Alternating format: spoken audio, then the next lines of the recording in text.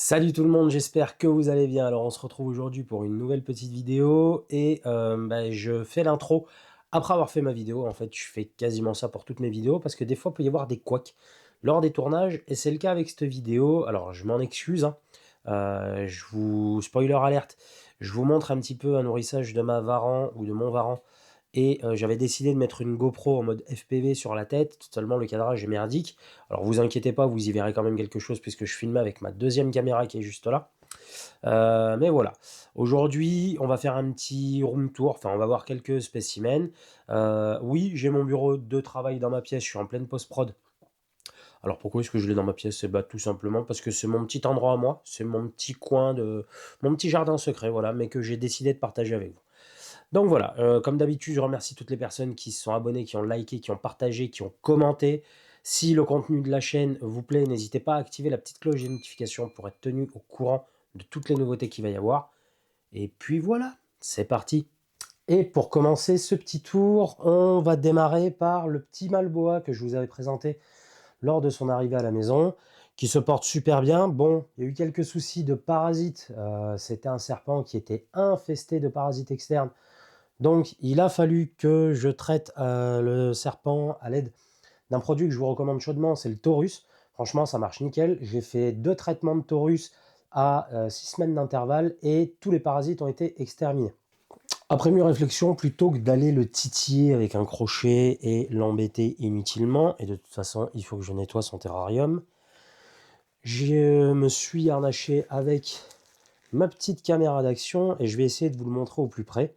Je vais essayer de ne pas se faire mordre hein, parce que c'est vraiment pas cool une morsure, même si c'est un juvénile et que ça blesse pas tant que ça, mais on va essayer de pas se faire mordre et on va voir un petit peu comment va se pépère. Hop, voilà. Là je vous le montre, hein, vous voyez, il va super bien. Il m'a fait une belle crotte hein, qu'on va enlever tout de suite. Mais voilà, il se porte super bien, il prend des super belles couleurs, franchement c'est un serpent qui est magnifique. Alors, perso, j'adore les boas. Je ne ferai pas de reproduction avec. C'est absolument pas le but. Mais vous voyez, il est quand même assez réactif. Voilà, il me voit en face du terrarium. Il se pose la question. Il se demande qu'est-ce qui se passe? Pourquoi est-ce que tu viens m'embêter? Pourquoi est-ce que tu viens m'emmerder? Il souffle beaucoup moins. Il se calme un petit peu avec l'âge. Hein, mais voilà, on fait toujours attention. Ça reste des juvéniles. J'ai pas forcément envie de le marquer, qui devienne craintif. Enfin, donc voilà, mais c'est un serpent qui est super, super sympa en temps normal. Donc voilà, hop, voilà. Mais vous voyez, là je rentre avec la cachette dans le terra et du coup il se demande ce qui se passe. Ouais, mon gros.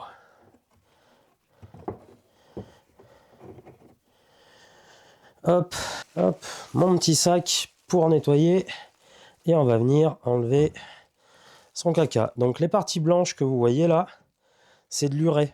C'est l'urine de serpent. Alors les serpents ne font pas forcément de l'urine liquide, ça peut se présenter sous forme blanche comme ça. Vous inquiétez pas, hein, si ça vous arrive, c'est tout à fait normal. C'est pas que votre serpent présente de mauvaises conditions de santé ou quoi, c'est juste que chez les serpents, ça peut se présenter sous forme solide.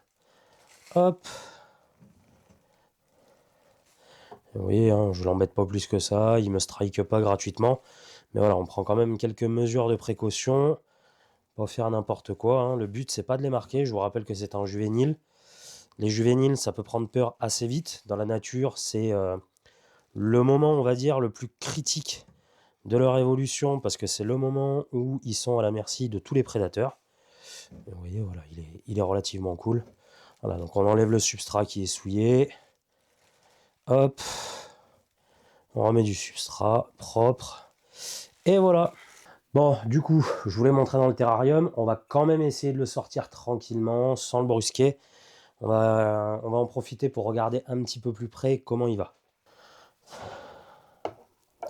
Tu viens dire bonjour, mon grand. Donc, très important, un serpent, vous ne l'abordez jamais par le dessus.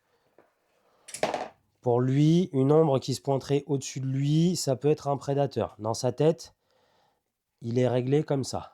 On y va doucement avec le crochet, par-dessous. Vous voyez, hein, j'y vais tout doucement, j'essaye de ne pas le brusquer. Voilà. Et vous voyez, il sort. Bon, Il est en position de défense, mais parce que je viens le chercher au niveau de la queue. Mais voilà. C'est pas un serpent fou d'agressivité, fou de... Non, c'est un serpent voilà, qui vit comme un serpent. Donc là, il a repéré la caméra, il se demande ce que c'est. Je vais pas t'embêter trop longtemps, mon gros. Allez, retourne dans ton terrain. Voilà. Et vous voyez, c'est un animal qui s'adoucit avec l'âge. Bon, maintenant qu'on a fait le petit boa qui, du coup, a de l'eau fraîche et se porte super bien, on va passer au nettoyage du terrarium de ma femelle Python Réjus qui est juste à côté. Et après, j'ai une petite surprise pour vous. Alors, qu'est-ce qu'on a? Des bouts de nu, un bon gros caca. Dis donc, t'as mué comme une patate, ma grosse. Bon, c'est pas grave, on va enlever tout ça. Ah. Là, je crois que j'ai vu sa petite tête juste là. Donc on va regarder un petit peu. On va lui changer l'eau de sa gamelle aussi. On va la nettoyer un coup.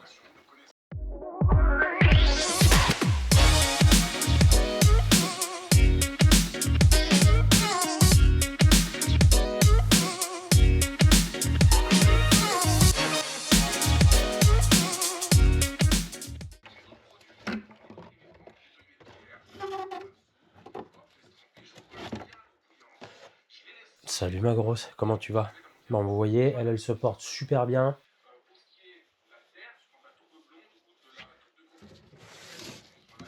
Et voilà pour de l'eau fraîche. Allez ma grosse, à plus tard.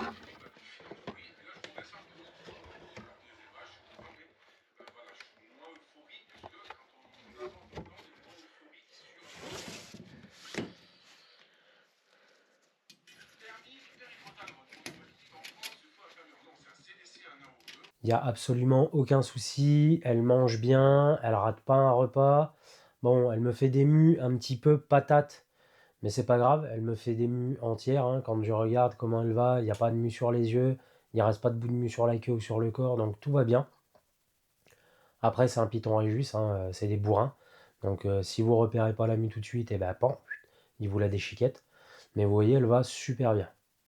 Et celle-là, vous les avez pas encore vues, vous n'allez pas tarder à les voir sur la chaîne, vous inquiétez pas. Celle-là, elle va pas tarder à changer de terrarium. Bon, elle a fait un cocon qui est vide, hein, c'est un cocon qui est pas viable. Là, celle-là, c'est une espèce qu'on a en France, c'est une Statoda. Là, vous êtes sur une Red Fang africaine. Alors, est-ce que vous allez arriver à deviner le nom? Si vous le connaissez, mettez-le en commentaire. Et derrière, vous avez une Guantanameno Spé qui m'a été offerte par une personne il y a maintenant 4 ans et qui se porte super bien, qui se porte à merveille. Celle-là, si vous connaissez le nom, mettez-le en commentaire. J'ai hâte de savoir combien de personnes connaissent le nom de cette espèce. Et je vous la présenterai dans une prochaine vidéo. Voilà, donc le boa, la python vont bien. Maintenant, est-ce que ça vous dit qu'on nourrisse mon varan ensemble? Les varans des savanes sont des lézards insectivores, c'est-à-dire qu'ils vont se nourrir d'insectes. C'est ce qui est dit dans la littérature, c'est ce qui est dit par tous les vendeurs en animalerie, c'est ce qui est dit par tous les éleveurs. Moi, ce que j'ai pu remarquer sur nombreux varans qu'on voit en milieu naturel et leur comportement, avec leur comportement alimentaire, c'est que ce sont des animaux ultra opportunistes. S'ils ont faim, ils détectent quelque chose qui peut être potentiellement une proie, ils vont le manger, ils vont même pas chercher à comprendre. Donc, personnellement, mon varan, je fais un régime très varié. Il mange des insectes, il mange de la viande, il mange de temps en temps du poisson. Ça lui arrive aussi de manger de l'œuf. Hein. Je lui donnais un œuf cru comme ça, il me l'a dégueuné, il l'a bouffé. Mais c'est un animal qui est hyper opportuniste. Et pour vous, ce soir, on va lui donner de la viande, des petits ratons. Tac, et voilà. Donc là, vous avez de magnifiques ratons. Alors je sais, hein, pour la majeure partie d'entre vous, c'est pas forcément très appétissant, mais croyez-moi que pour les varans, c'est un mets raffiné, un mets délicat. Alors par contre, vous pouvez donner de la viande à vos varans, mais pas en excès, d'accord? Il faut bien surveiller leur ligne. Il ne faut pas que ce soit des animaux qui deviennent obèses, sinon vous allez les tuer beaucoup plus vite. Et pour les personnes qui aimeraient se lancer dans le varan avec ce lézard en premier lézard, je déconseille fortement le varan des savanes et vous allez vite comprendre pourquoi. Alors ma grosse, ou mon gros, parce que je sais toujours pas si t'es un garçon ou une fifi. Où est-ce que tu te caches? Hop, petit raton. Le voilà. Le voilà, le voilà, le voilà. Hop là! Et vous allez voir, c'est des sacrés goinfres. Alors, je sais pas si vous y voyez bien à la caméra, hein, mais c'est de vrais goinfres. Voilà. Vous voyez, le raton, il va pas faire un pli.